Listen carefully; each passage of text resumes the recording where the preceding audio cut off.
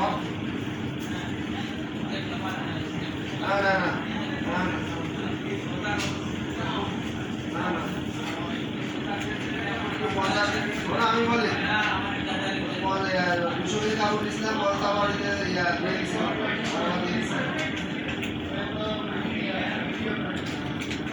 দিয়েছিলাম একশো দিয়েছিলাম